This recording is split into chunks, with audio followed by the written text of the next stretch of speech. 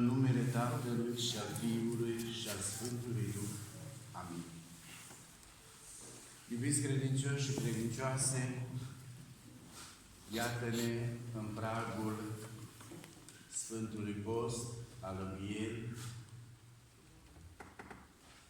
și, uitându-ne în calendar, am văzut că această duminică se cheamă Duminica Izgonirii lui Adam din Rai. Și poate că, sigur, fiecare ne întrebăm de ce această denumire acestei duminici de la începutul postului. Pentru ca să ne aducem aminte cum a pierdut Adam Raiul.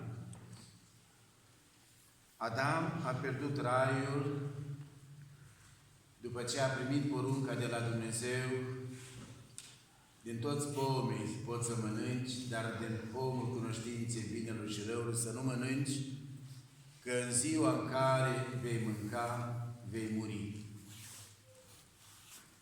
Deci el a primit porunca de a posti acolo în grădina Edenului, pentru că noi ne întrebăm dacă postul este relevant și dacă el a fost rânduit de Dumnezeu.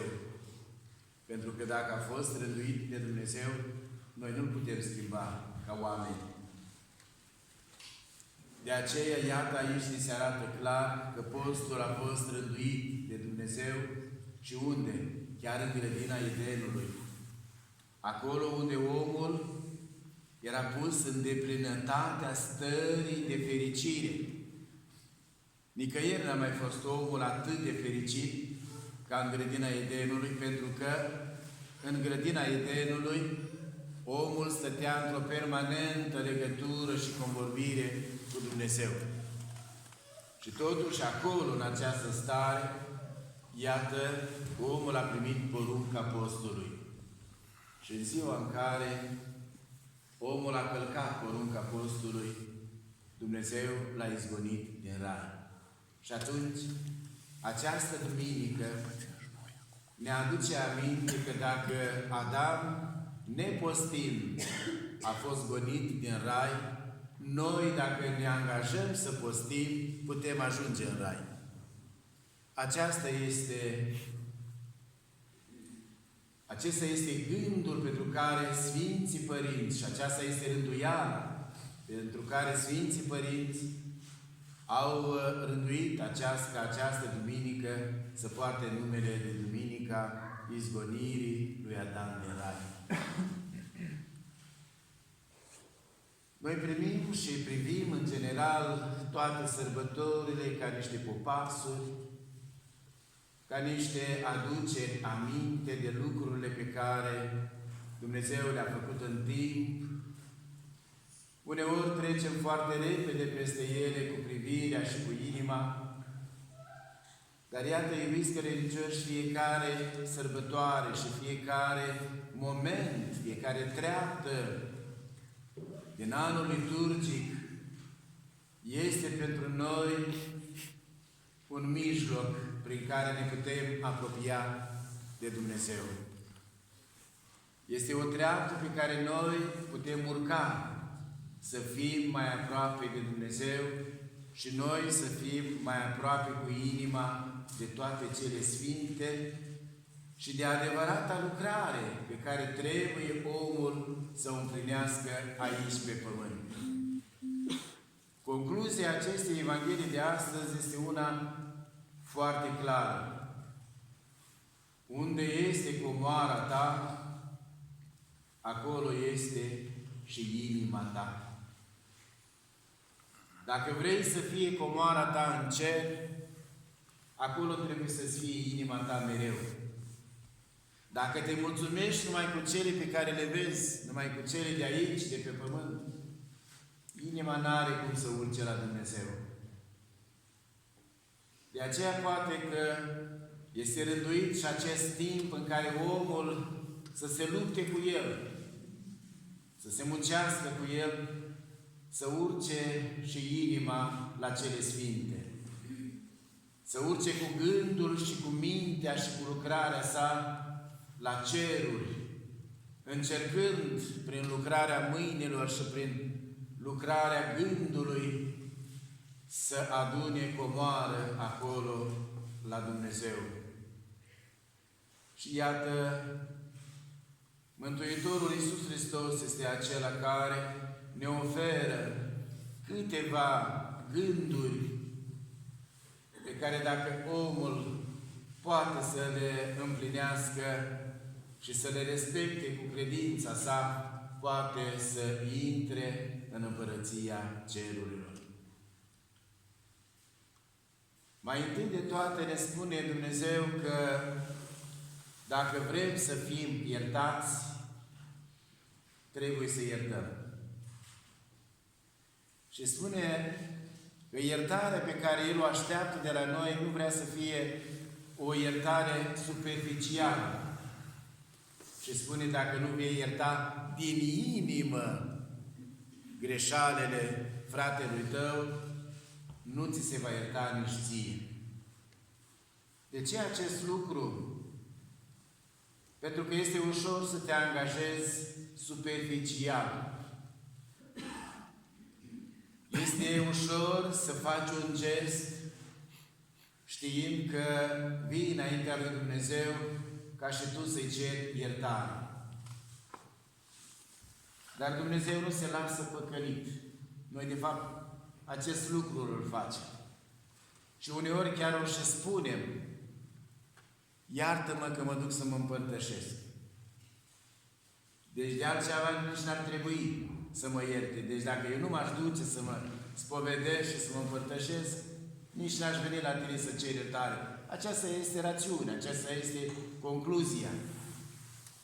Și în felul acesta, noi credem că îl putem păcăli pe Dumnezeu. Și venim și spunem, Doamne, l-am iertat. Dar iată că Dumnezeu vine cu o completare, din inimă. A ierta din inimă înseamnă a șterge totul cât de greu ține. Cât de mare este rana. Trebuie să o păstrezi în adâncul sufletului tău și să ierți. Și să nu pui în calcul, să nu pui în socoteală că nu tu ai greșit, ci celălalt a fost vinovat. Că nu tu ai început cearta, că nu tu ai spus primul cuvânt jignitor. Și chiar dacă celălalt a făcut totul, tu, ca cel care vrei să intri în împărăția lui Dumnezeu, lași totul deoparte și îți ceri iertare primul. Ce frumos spune Mântuitorul în predica de pe munte. Dar noi nu o facem. Degeaba ne silim noi și spunem.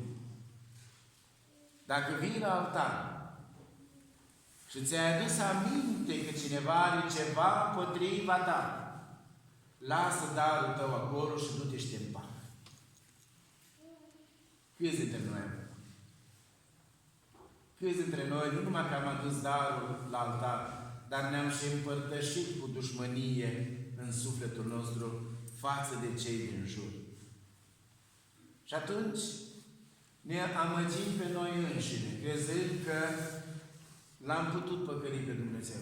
L-am păcălit și de data aceasta, m-am spovedit, m-am împărtășit și pot să am conștiința în păcat.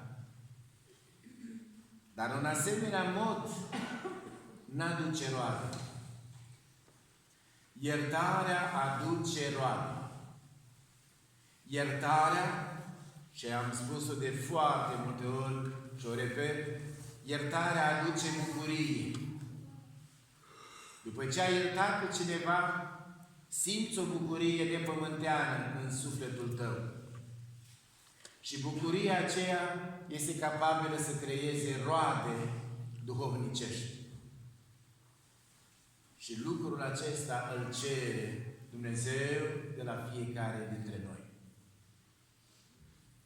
Apoi, al doilea gând pe care îl pune Dumnezeu în inimile noastre este acela al modului în care postim și al scopului postului nostru. Și spune, tu când postești, Nu fi trist ca fățarnici, că ei își smolesc fețele lor ca să se arate oamenilor că postesc. Deci, iată, cel care își smolește fața, scopul lui este să se arate oamenilor și nu lui Dumnezeu. Și continuă Mântuitorul: tu când postești, unge capul tău, fața ta o spală. Și Dumnezeu, cel care vede în ascuns, îți va răsplăti ție. Deci, iată, cel care postește cu bucurie și care postește în ascuns, nu de fala oamenilor, acela are un alt scop. Hristos Iisus, bucuria cerului și a pământului. Eu nu postez pentru oameni, ci eu postez pentru Hristos. Și atunci când postez pentru Hristos, postul nu mai este o povară, ci postul este o bucurie. Pentru că scopul postului este acela de a ne ajuta să ajungem la Dumnezeu. Se întâmplă de multe ori și singuri puteți da mărturii de acest lucru, de acest aspect. Mai ales acum, în post, fiecare dorește să se spovedească, să se împărtășească, să vină mai aproape de Dumnezeu. Și ce facem? Ne decidem o săptămână, gata, nu mai mâncăm de fruct și așteptăm să vină ziua de vineri sau de sâmbătă să ne spovedim și să ne împărtășim. Și spunem că am postit. E adevărat, n-am mâncat de fruct. Dar noi am plecat într-o călătorie fără sens și într-o călătorie fără prieteni. Pentru că în momentul în care m-am lăsat de mâncărurile de fruct, eu trebuia să mă angajez în lucrări duhovnicești și să fiu mai bun, să mă rog mai mult, să fiu, dacă se poate, mai des în biserică, să citesc din cărțile cele sfinte și mai ales să fiu iertător, să nu rostesc cuvinte de ocară, să nu rostesc cuvinte de rușine, să nu înjur, să nu fumez, să nu beau, adică să-mi pregătesc templul Duhului Sfânt. În templul Duhului Sfânt, nu trupul nostru, este un templu al Duhului Sfânt. Trebuie să fie armonie și trebuie să fie numai lucrurile care îi plac lui Dumnezeu. Și atunci, eu știu ce îi place lui Dumnezeu și mă las de toate aceste lucruri, pentru că noi spunem, mă pregătesc pentru Sfânta Împărtășanie. Cum m-am pregătit? E adevărat că și ținuta, adică și hainele trebuie pregătite, dar interior, în sufletul meu, cât de mult am reușit să pregătesc pentru ca să pot să vin înaintea Stăpânului și să-i cer iertare. Și nu numai atât, pentru că eu nu vin numai să cer iertare, ci eu vin să mă împărtășesc cu El, să-L primesc în casa sufletului meu. De aceea, în Vechiul Testament, prorocul Isaia îi ceartă pe contemporanii săi cu cuvintele lui Dumnezeu și spune: nu-mi place postul vostru, pentru că voi n-ați dezlegat ura de frați, n-ați dezlegat vrăjmășia dintre voi. Iubește pe cel de lângă tine și atunci acesta este postul cel binecuvântat. Pentru că, iubiți credincioși, orice lucru care ne duce spre Dumnezeu aduce pace și în sufletele noastre. Și de aceea vrăjmașul nu ne lasă să facem aceste lucruri. De aceea vine și ne tulbură. De aceea vine și ne poticnește pe cale, pentru că El știe că atâta vreme cât suntem departe, nu vom avea bucurie în suflet. La înviere, în noaptea învierii, primele cuvinte pe care le auzim, care se citesc atunci când ieșim afară, sunt cuvintele lui Hristos. Bucurați-vă! N-ajungi la bucuria învierii dacă n-ai trecut și prin chinurile crucii și prin chinurile Golgotei și dacă nu te-ai străduit puțin și dacă n-ai făcut puțin din ceea ce vrea Dumnezeu, nu numai din ceea ce vrei tu. Că noi, în general, așa spunem, știu eu cât să postez, știu eu cât să mă rog, știu eu ce să fac, știu cât să mă duc la biserică, deci numai eu le știu pe toate, dar nu fac nimic după știința lui Dumnezeu. Eu mă încadrez într-o ordine a lumii și nu în ordinea lui Dumnezeu. Pentru că așa Dumnezeu ne cere să intrăm în ordinea Lui. Nu Dumnezeu să intre în ordinea noastră. Pentru că așa s-a întâmplat și în grădina Edenului. Cât Adam și Eva au rămas în ordinea lui Dumnezeu și în convorbire cu Dumnezeu, totul a fost minunat.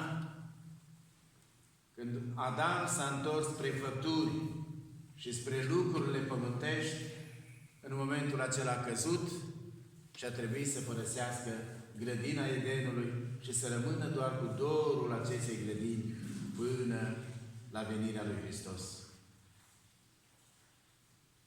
De aceea când postim, să postim cum ne cere Hristos.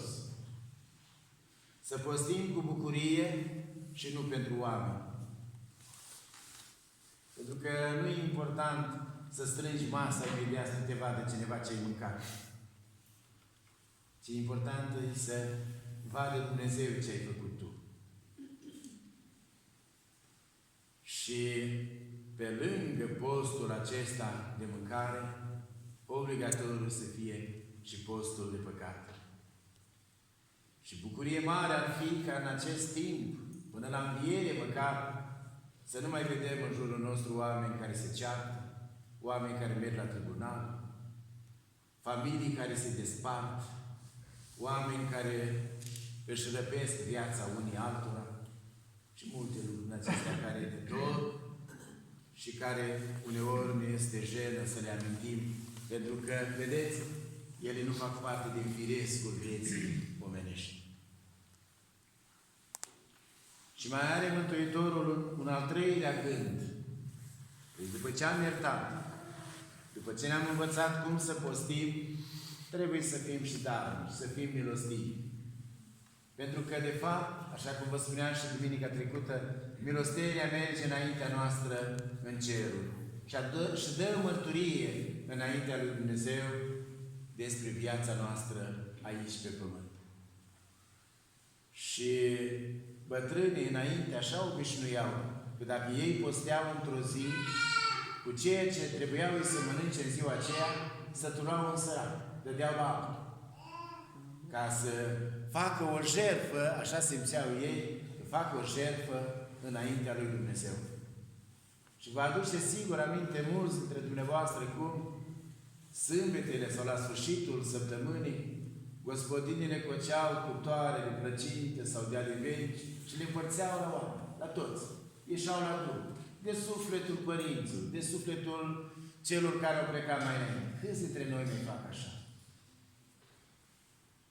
Deci să ne gândim că noi, generația aceasta atât de luminată și într-o epocă a calculatorului și a tehnologiei, am uitat esențialul. Esențialul a ceea ce trebuie pentru viața veșnică și nu pentru viața de aici. Iată gândurile pe care le-a pus Dumnezeu în inima noastră în această zi, înainte mergătoare postului învierii, postului celui mare, când fiecare dintre noi se străduiește după putere, dar iată și după rânduială, pentru ca să poată să se apropie de Dumnezeu. Să ne ajute Bunul Dumnezeu să împlinim aceste gânduri. Să ne ajute Bunul Dumnezeu să fim iertători. să fim milostivi și să postim cu adevărat în acest timp. Nu ne propunem de la început că așa voi face, ca nu cumva diavolul să fure gândul nostru, dar să ne spunem așa: Doamne, ajută-mă să împlinesc rânduiala Ta. Și diavolul nu mai știe ce este aici. El nu știe rânduiala lui Dumnezeu. Ajută-mă să împlinesc rânduiala Ta, ca să pot să ajung să gust din bucuria învierii, așa cum se cuvine. Amin. Să rămână, Părinte. Săptămâna care începe